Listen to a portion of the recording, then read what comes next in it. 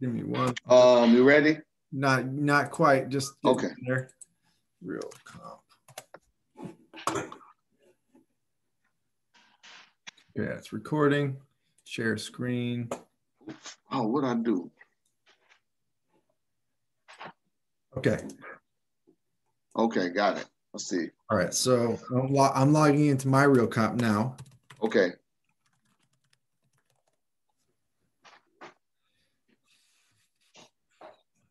Obviously, you have the landing screen. We want real comp MLS system. So it's loading now. And you have all the crazy, I read this stuff. All right. And go to search. This is residential, correct? Yes. Okay. So the first thing we do is I go to active because I want to know what's currently on the market. What's the competition? I go to pending because I want to know what's getting interest. And I go to sold because I want to know what's actually sold. And I'm going to pick 180 days. So that's 6 months because that's how appraisers look at it. And I'm looking for sold item. This is residential, not condo, right? Residential. That's correct. Okay. And then, all right. And what was the address? Address is 5274 Bridge Trail East. Is that one word, Bridge Trail? Oh, I see it. Commerce. Single. Yeah, it's 2 words. Bridge Trail East. Yes, and that's in Commerce Township. Okay. 6 matches. Okay, we got 6 matches so far. Let's look at the map view. So, okay, looks like it's a subdivision. So we should have pretty good comps in here. We got what, 355, 35. Here's the 479. It's still available. The 400, 430, 440. So over on this side of e-commerce, this is probably too expensive, 355. So let's figure out why. Huh.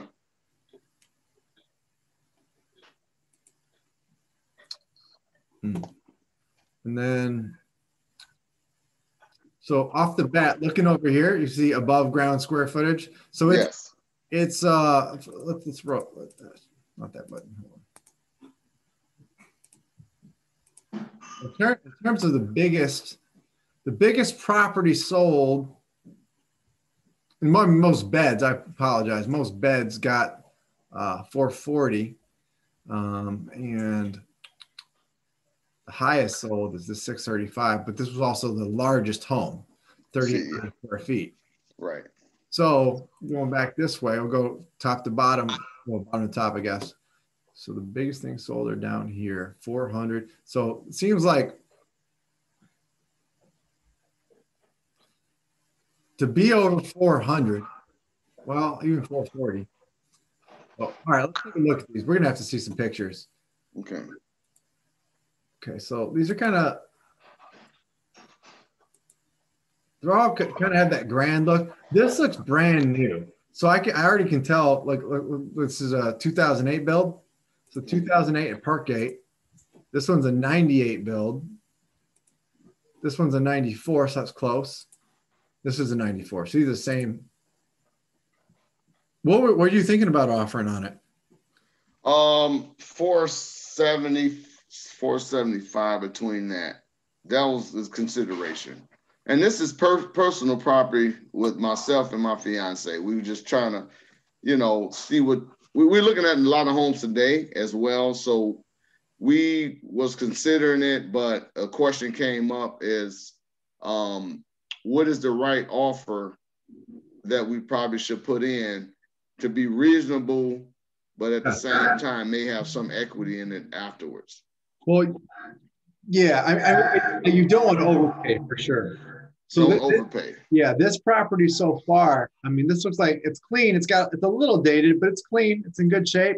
It's got that water. I don't know, that big pond, I guess, with the fountain in the back. That's kind of nice. It looks good. It's got, older but nice. And this one is 2,300. So I think for what they packed into this home, it's a good price. So 440. So I do think if your home that you're looking at is similar level of updates and larger, it should be worth that much more. So they pretty much got list price. Actually, they got over list price So 184 is approximately what that ended up being for the cost per square foot. Now, what you see is the bigger the home, the cost per square footage, the dollar value actually scales down a little bit because more home doesn't always mean it's that much more enjoyable. Once you're past like that 2,000 to 2,500 range. So here's yours at 3,000, and here's this one. So what we're trying to do is bracket, which means you want to find something that's just a little bit less than, a little bit higher than what you're looking at, right? So Yes. you can the bracketing. And right now, this one's got the high end bracket. Let's see. It looks good. Looks good from the outside. Got that water feature too. Probably even the same little thing. Oh, there's only 3 pictures. Oh, that's no good. Okay. Right. It's a 4-car garage. Wow, that's incredible. This 2-car, 2.5 car. And that one was 400, huh? Right. Let's see if this one's updated. I mean, it's pretty nice. That's a nice looking house. Oh, that's nice. Huh. It has a lot of trees in the back, Matt. I remember during our recent meeting a few minutes ago, you were saying about roots and getting the drains and things like that. And the back has a lot of trees as well. But the inside is beautiful. Yeah, it depends on where your main drain from your house goes to, where the main pipe is for the street. It's usually under the street. So if it's going through the front, you're probably okay. But I mean, this is a nice house. This is a nice house. I would probably, my personal preference is I take the carpet off. I think it kind of dates it, but I probably should stop talking because you're looking at buying this. I'm sorry. No. I'm always like, look, because there's a lot of things that look updated in here. The hardwood floors look beautiful. Yeah, I really like how they did those. Those must have been redone. You got a nice space for your kitchen. Right. It's good entertaining. Have a couple good family get-togethers once everybody can do it again. Right. I mean, this is actually kind of updated. I do think it's worth more than 440. That's for sure. Well, it's 479. That's what they're asking. 479. The other house though was 440. So what we wanted to prove with it was it's more valuable. Right. So I think, and if we do the quick math, I think we said it was like 186 was the price per square foot sold approximately times, what was that? This is 3,000 something? 3,017. Okay. So 5, 6. So it's not worth that much. Okay. So if we even called it, I get why they listed it at this price so far. It makes sense. I don't think you would offend anybody at 460 though. I really don't. You said 460? I don't think you would offend anybody. And the appraisal is going to come in. You got a finished nice basement too. Looks like pretty good height. Yes. Dang, that's, ooh, okay. Movie night at your house. Okay. Oh, right, exactly. When we saw it, we was tripping like, man, they really, I think a pastor owned it because they have a grand piano there and they have a lot of biblical, pictures and quotes and things like that from the Bible. So I'm like, they're Christians. You can tell they're Christians. Yeah. So what's funny is this one's bigger, but it sold for 400. And that one's 440. Let me go back. Wow, you're right. What was the square footage on that last one? It was big. It's 3,200. So that's what's interesting to me. I don't think you're wrong to offer.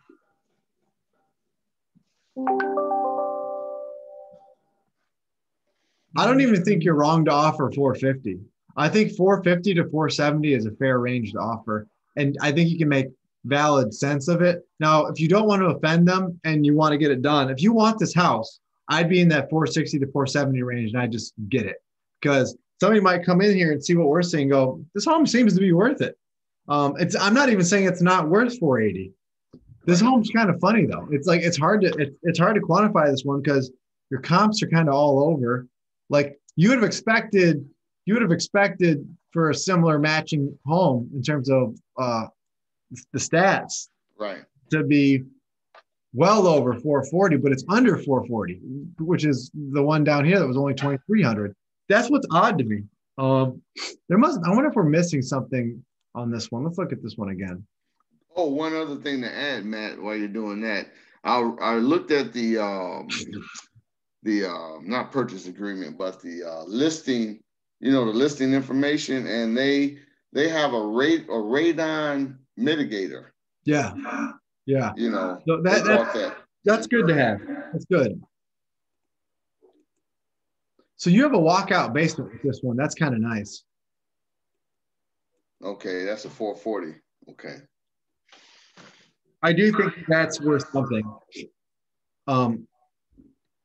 Yeah, I think that's probably the biggest reason, because that's almost like an additional above ground square footage, depending on who's buying it. It's all on who's buying it and how they see it and use it. I think you're totally fair to offer that 460, but I'd say it's being at 460 to 470 range if you intend to capture it quickly, because it's only been on the market for a week, 5 days. Yeah. I would definitely, I would approach more aggressively if you really want it, because it's going to be a financed 460 anyway, 470, whatever. But ask yourself this: if it was a matter of 10 or 20,000 finance, which could be, up to $60 more per month in monthly cost. Right. Do you really want to lose it over 10 to 20 grand when you're in the almost $500,000 price point? It's probably going to continue to appreciate anyway. And it's a beautiful house. So, if it's about $60 a month, I'd probably just say, I want this house. You know what I mean? I'd go for it. So you're thinking that it will appreciate even more. Commerce is growing, man. Yeah. Okay. Commerce, Canton, everything is growing, and like people want more land now since COVID. Plus, you kind of have a water feature, and you got room to get away from your friends and family in that house. So if I don't know if you have kids or not, but if you end up getting to that point, like if you do, no, he's grown. It's just myself and my lady. It's just two of us. Oh, okay, yeah. Well, right. I would say that's a lot of house for two people. I know. That's what I was saying. Right. Oh man, it's funny. We've been talking about getting a new house, but I'm like, what are we gonna do? It's just us. I mean, we're gonna probably have kids, but we'd be fine with a couple kids here. So yeah. I don't know. Well, today we're going actually a little after 12. We're going to a new sub in Wixom, and we're going to look at a whole bunch of properties. Some is under construction, and we're trying to weigh out our options. The new build in Wixom. Or looking at something existing. So this is the first property we saw. There's an older property that had all the updates and amenities that we were interested in. Yeah. Only one other criteria that we kind of discussed. She can work from home. I have to go drive in like 40 minutes a day. And I was like, driving 40 minutes each way per day, 12. I work like 12 hours a day almost. And I said, I'll probably be wore out by the time I got home. But, I'm going to get into this real estate game a little bit more. Not a little bit more, but a lot more this year. Well, I think, and look, I tried to do comps a little bit differently. I went out a full year, but I got more specific in the size of home. Okay. This one's kind of a tough call, my man. Let's see, 148. What's 148 times 30?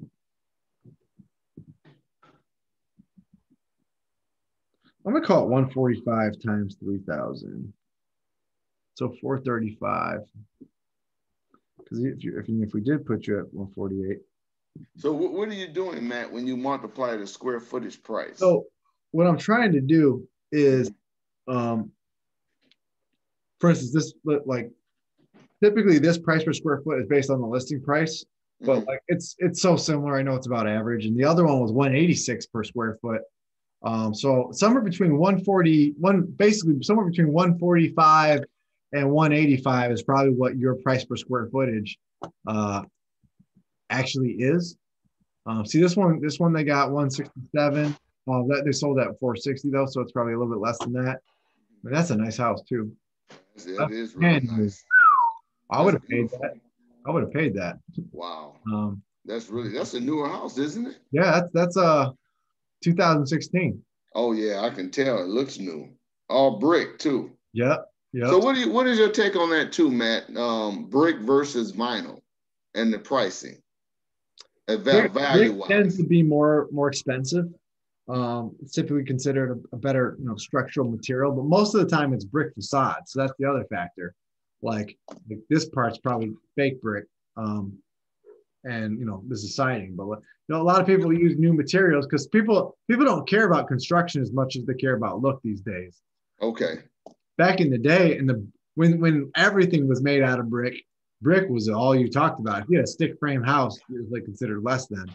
Right. But now it's like everything in Royal Oak, all the $600,000 homes, $700,000 homes are stick frame. So it's like, all right, whatever.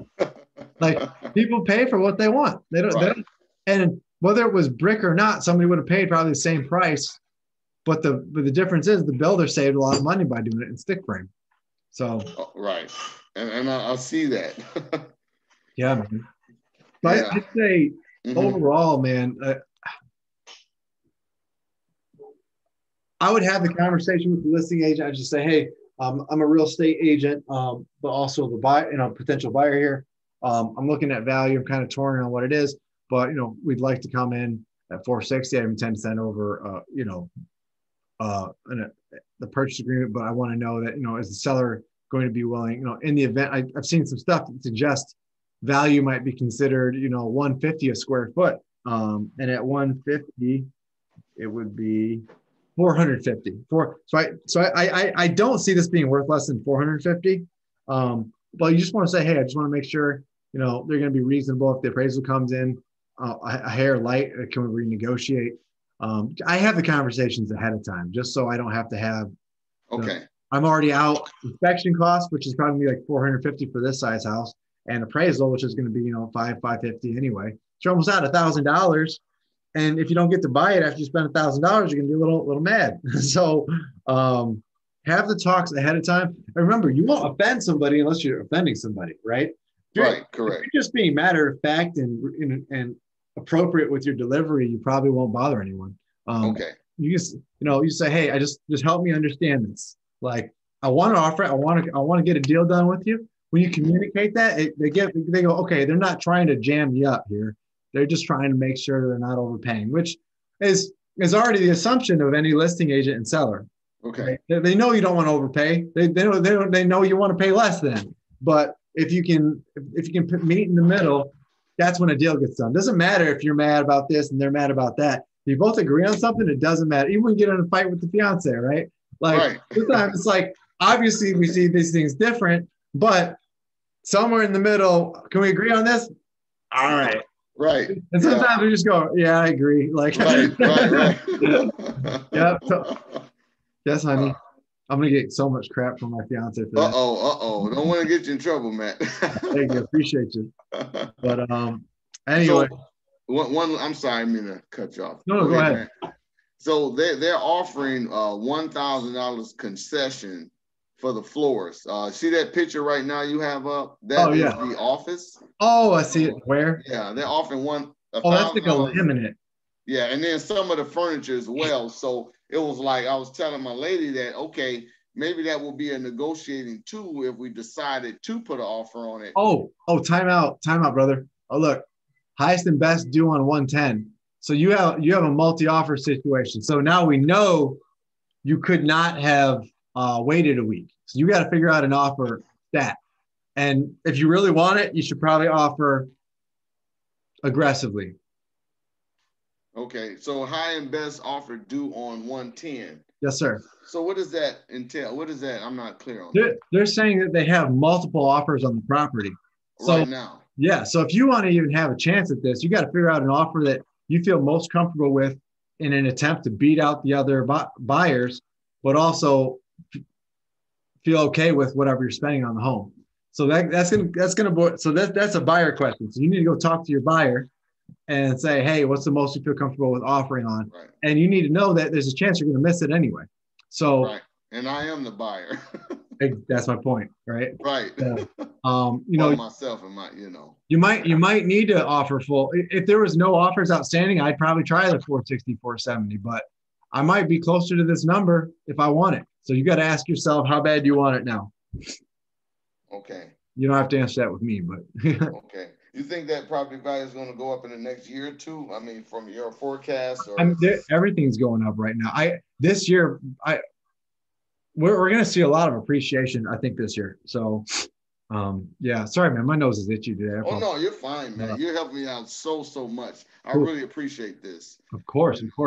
Every little thing, it means a lot that I'm learning, and it's going to help me move forward.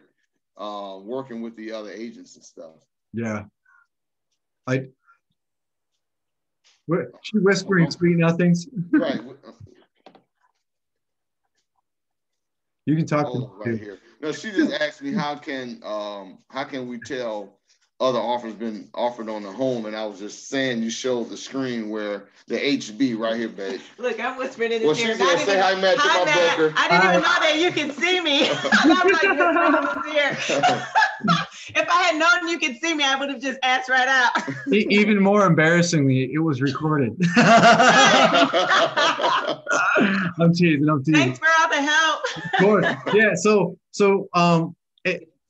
one fact, some people, I guess I can't prove it, but there's a likelihood that some people lie about whether or not there's multiple offers due. But typically, if an agent puts it in writing where there's a paper trail, it's highly unlikely that they're lying about it, because now there's digital proof that if they're caught in that lie, they'll lose their license. Okay. So it's very, very likely this is real. This guy's named Charles and Chris Craig. I would definitely reach out to them and just say, hey, you know what I do? You know what I do when it's highest and best? I call them. I go, hey, we really like the house. I can see the value being, at a bit of a range. We want to get this deal done. What does the seller want most out of their offer?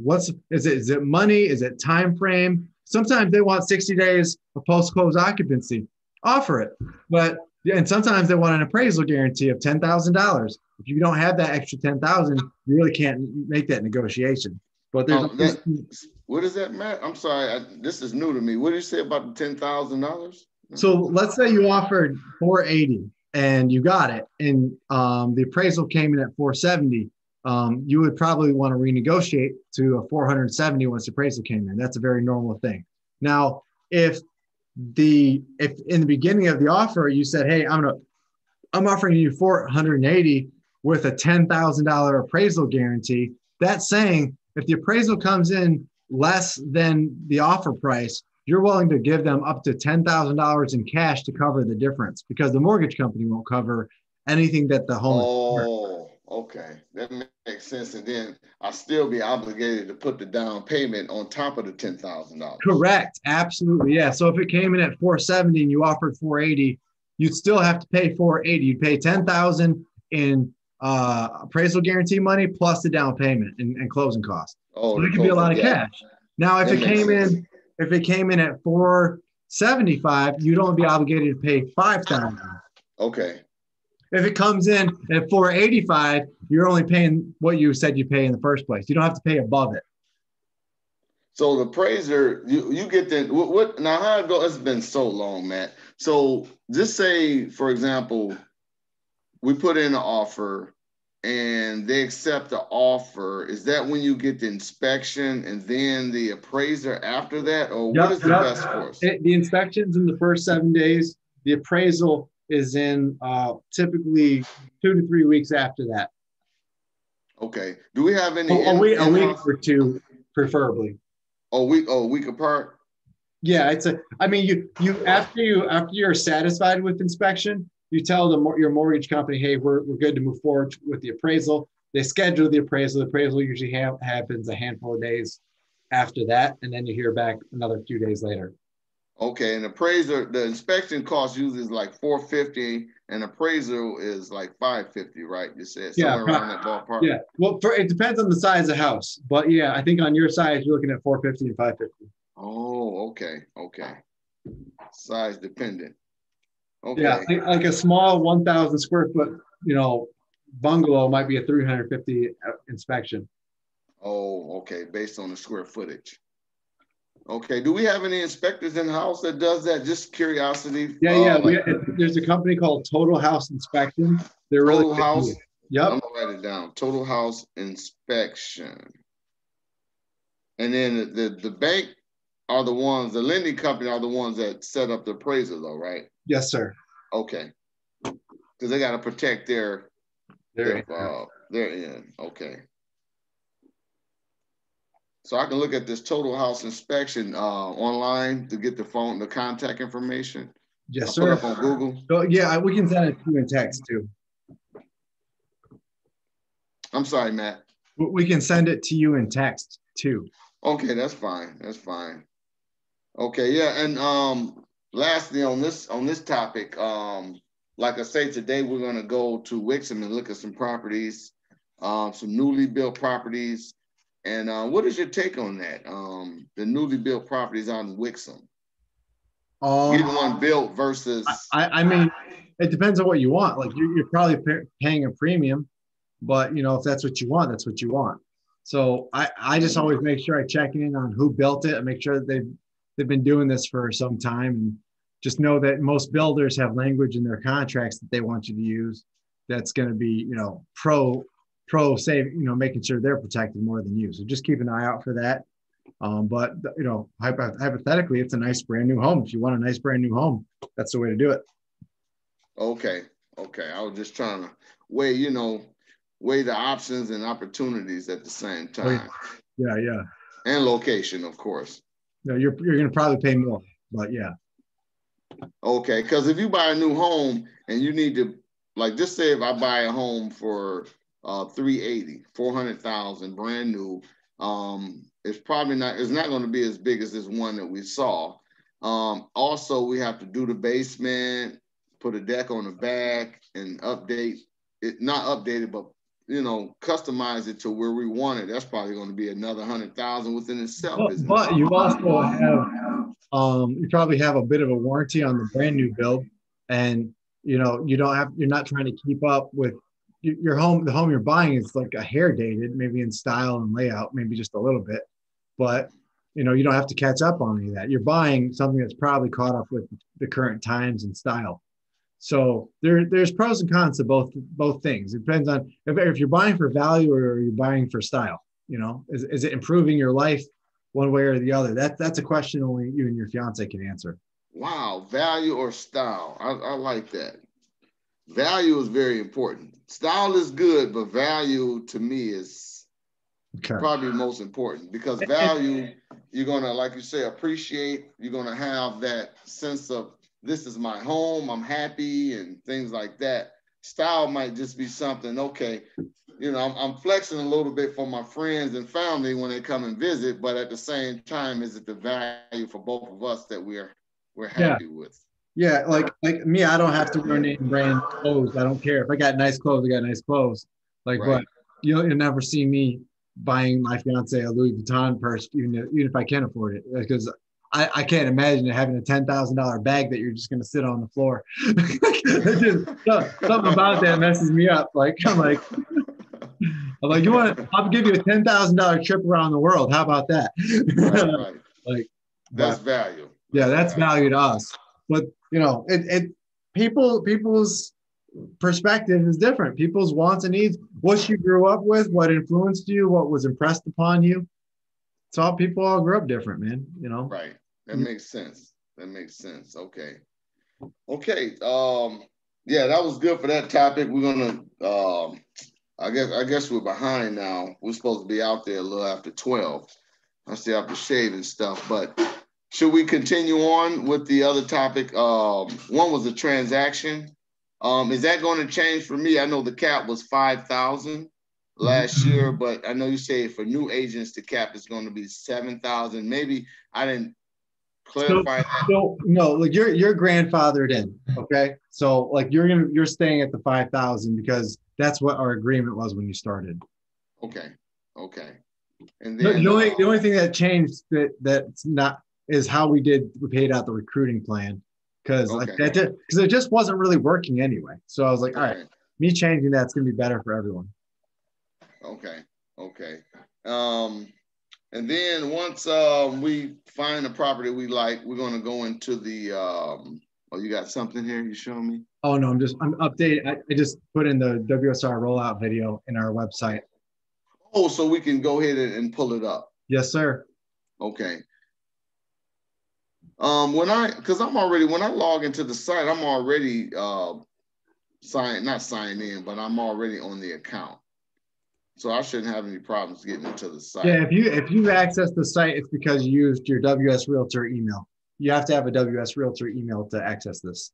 Okay, I do. Okay. All right, I'm learning. I don't want to take no more of your time, Matt. I know you got a lot of things to do today. I really appreciate this time, and that's all I have at this point. I might be leaning on you a couple of times here and there to get this ball rolling. For sure, man. But I'm the guinea pig.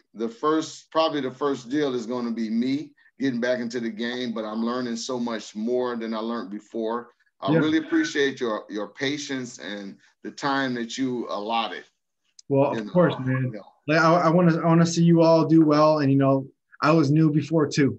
And just remember this: once you become a pro, you got to make sure you mentor the other ones too. The new kids on the block will need your help then too. So just pay it forward. All right. Yes, I will. I will. Sir. All right, brother. Hey, man. You two have a great weekend. I hope that helps. And go out there, if you want it, be aggressive. Check out the Wixom houses, see what you like more or less, and good luck to you both. Thank you, Matt. You have a great weekend. Talk to you soon. Sir. Take care. Okay. Bye-bye. Bye-bye.